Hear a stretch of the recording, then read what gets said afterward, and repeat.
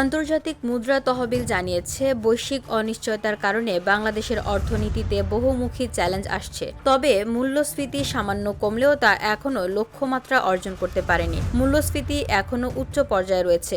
আমাদের সমালোচনা চলমান। বাংলাদেশ সঠিক পথে আছে। বাংলাদেশকে দেওয়া $470 কোটি ঋণের চতুর্থ ও পঞ্চম কিস্তি পাওয়ার বিষয়ে আগামী জুনে সিদ্ধান্ত হবে। বৃহস্পতিবার IMF মিশন 6 থেকে 17 বাংলাদেশ সফর শেষে আয়োজিত এক সংবাদ সম্মেলনে এসব কথা জানান। IMF প্রতিনিধি দল জানায়, দেশি বিদেশি বিনিয়োগ টানতে সুশাসন নিশ্চিত জরুরি। বাংলাদেশের সঙ্গে আমাদের আলোচনা চলমান এবং সঠিক পথে চলছে। বাংলাদেশকে দেওয়া $4.7 বিলিয়ন ঋণের চতুর্থ ও পঞ্চম কিস্তির অর্থ পাওয়ার বিষয়ে আগামী জুনে সিদ্ধান্ত হবে। জুনের IMF এর বোর্ড মিটিং আছে, সেখানে সিদ্ধান্ত আসবে। বৈশ্বিক অনিশ্চয়তার কারণে বাংলাদেশের অর্থনীতি বহুমুখী চ্যালেঞ্জে রয়েছে। মূল্যস্ফীতি সামান্য কমলেও তা এখনও লক্ষ্যমাত্রা অর্জন করতে পারেনি। তবে প্রবৃদ্ধি কমে 3.3% হলেও মূল্যস্ফীতি এখনও উচ্চ পর্যায়ে রয়েছে।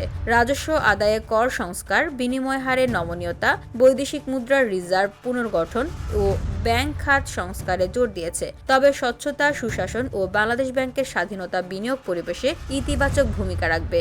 মিশন প্রধান পাপেজোর জিও বলেন, স্বচ্ছতা, সুশাসন ও বাংলাদেশ ব্যাংকের স্বাধীনতা বিনিয়োগ পরিবেশে ইতিবাচক ভূমিকা রাখবে। ব্যাংক খাতে সুসংগঠিত সংস্কার এবং বাংলাদেশ ব্যাংকের স্বাধীনতা বাড়ানোর আহ্বান জানিয়ে তিনি আরও বলেন, সুশাসন ও স্বচ্ছতা বিনিয়োগ পরিবেশ উন্নয়নে ও রপ্তানি খাতের বৈচিত্র্যে গুরুত্বপূর্ণ ভূমিকা রাখবে।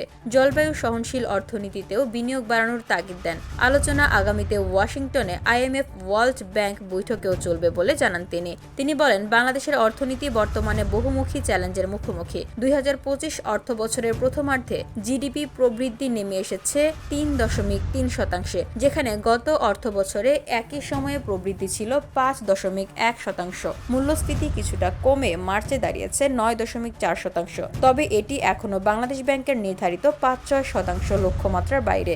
IMF বলেছে, বড় আকারের বৈদেশিক অর্থায়নের ঘাটতি পূরণ ও মূল্যস্ফীতি নিয়ন্ত্রণে কঠোর নীতিমালার প্রয়োজন রয়েছে। বসুন্ধরা, উত্তরা, বনশ্রী, কুড়িল ও বাড্ডা সহ রাজধানীর বিভিন্ন স্থানে অভিজাত ও অত্যাধুনিক মানের ফ্ল্যাট কেনার এক নির্ভরযোগ্য প্রতিষ্ঠান প্লেজেন্ট প্রপার্টিজ লিমিটেড। তাই আপনার স্বপ্নের আবাসনের জন্য আজই যোগাযোগ করুন। Pleasant properties limited, where destiny matches eventually. রাজস্ব আদায় বাড়াতে কর সংস্কারের ত্বরান্বিত বাস্তবায়নের উপর জোর দেওয়া হয়েছে। একই সঙ্গে বিনিময় হারে নমনীয়তা ও বৈদেশিক মুদ্রার রিজার্ভ পুনর্গঠনের দিকেও দৃষ্টি রাখার সুপারিশ করা হয়েছে। জলবায়ু পরিবর্তনের প্রেক্ষাপটে অর্থনৈতিক স্থিতিশীলতা বজায় রাখতে জলবায়ু প্রক্রিয়াশীল অর্থনীতি ও অবকাঠামোতে বিনিয়োগের তাগিদও দেওয়া হয়েছে। IMF জানিয়েছে, আগামী দিনে ওয়াশিংটনে অনুষ্ঠেয় IMF ওয়ার্ল্ড ব্যাংক বসন্তকালীন বৈঠকের সময়ও আলোচনা অব্যাহত থাকবে। কর্মসূচির আওতায় সংস্কারের গতি বজায় রাখতে সম্ভাব্য চুক্তির লক্ষ্যে কাজ চলবে। সফরকালে IMF দল অর্থ উপদেষ্টা ডক্টর সালেহ উদ্দিন আহমেদ, বাংলাদেশ ব্যাংকের গভর্নর আহসান এইচ মনসুর, অর্থ সচিব NBR চেয়ারম্যান সহ বিভিন্ন পর্যায়ের কর্মকর্তাদের সঙ্গে বৈঠক করেছে। এছাড়া তারা বেসরকারি খাত, থিঙ্ক ট্যাঙ্ক ও আন্তর্জাতিক অংশীদারদের সঙ্গেও মতবিনিময় করেছে। VOD Bangla news desk.